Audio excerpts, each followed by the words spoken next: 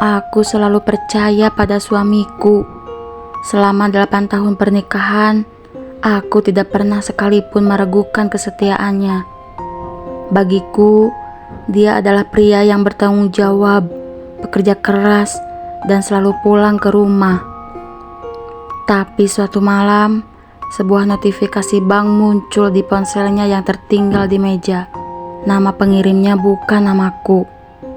Dan jumlah uang yang ditransfer cukup untuk menghancurkan seluruh kepercayaanku. Malam itu, aku mulai menyadari satu hal. Pria yang selama ini hidup bersamaku ternyata menyimpan kehidupan lain yang tidak pernah ku kenal.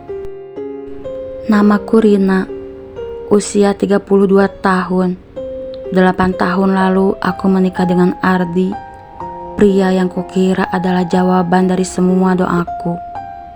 Kami memulai hidup dari nol, rumah kontrakan kecil, motor tua, dan penghasilan yang pas-pasan. Namun aku tidak pernah mengeluh. Bagiku, kebahagiaan tidak diukur dari seberapa besar rumah kami, tapi dari seberapa hangat rumah itu terasa. Ardi selalu terlihat sebagai suami yang baik.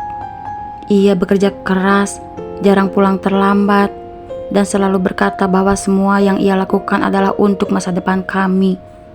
Teman-temanku bahkan sering berkata bahwa aku sangat beruntung memiliki suami seperti Ardi. Aku juga percaya itu. Setiap malam kami makan bersama, berbicara tentang rencana masa depan, dan bermimpi suatu hari bisa membeli rumah sendiri. Saat itu aku benar-benar percaya bahwa hidup kami akan selalu baik-baik saja. Aku tidak pernah membayangkan bahwa di balik semua itu ada sesuatu yang perlahan sedang disembunyikan dariku. Perubahan itu sebenarnya datang perlahan, sangat perlahan, sampai hampir tidak terasa. Ardi mulai sering pulang lebih larut dari biasanya.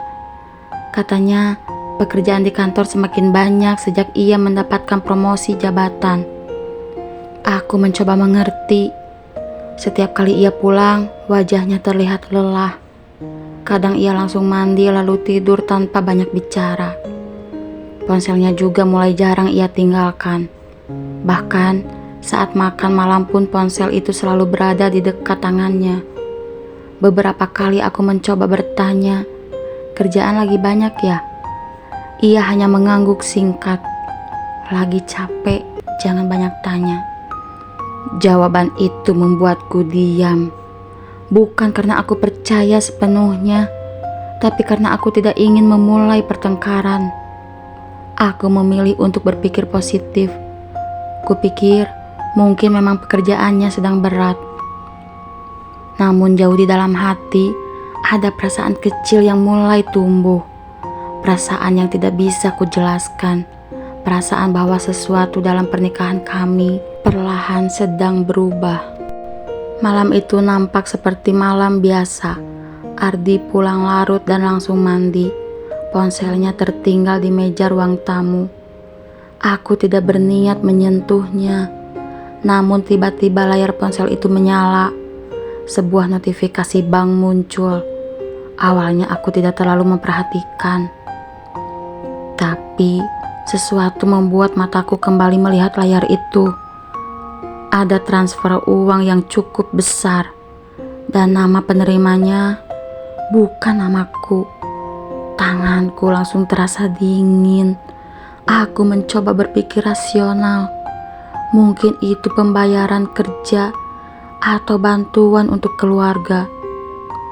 Namun perasaan aneh di dadaku tidak bisa diabaikan. Saat Ardi keluar dari kamar mandi, aku hanya menatapnya diam. Malam itu untuk pertama kalinya dalam 8 tahun pernikahan, aku mulai merasa asing dengan pria yang tidur di sampingku. Hari-hari setelah malam itu terasa berbeda. Aku mulai memperhatikan hal-hal kecil yang sebelumnya tidak pernah kupedulikan. Ardi semakin sering keluar rumah dengan alasan pekerjaan. Kadang ia bahkan pergi di akhir pekan. Aku mencoba bertanya sekali lagi, kerjaan lagi banyak ya? Ia menjawab singkat. Iya. Tidak ada penjelasan lain. Sementara itu pikiranku terus dipenuhi pertanyaan. Siapa wanita yang menerima uang itu?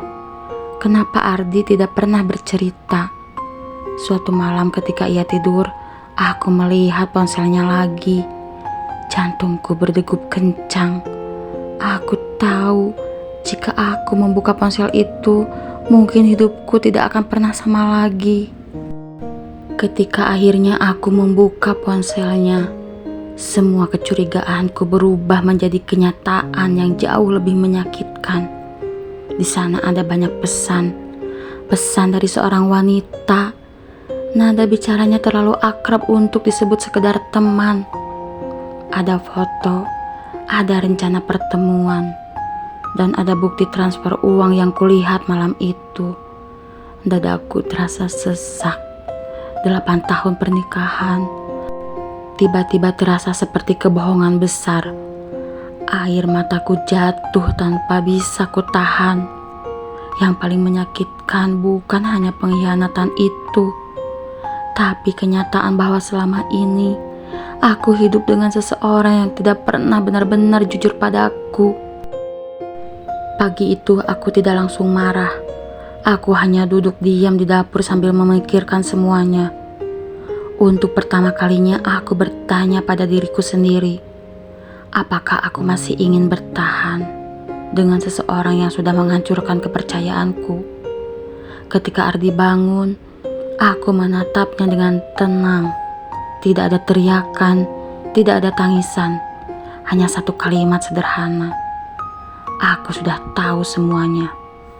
Wajahnya langsung berubah pucat. Saat itu aku sadar satu hal. Kadang cinta tidak cukup untuk mempertahankan sebuah hubungan, karena tanpa kejujuran, cinta hanya akan berubah menjadi luka.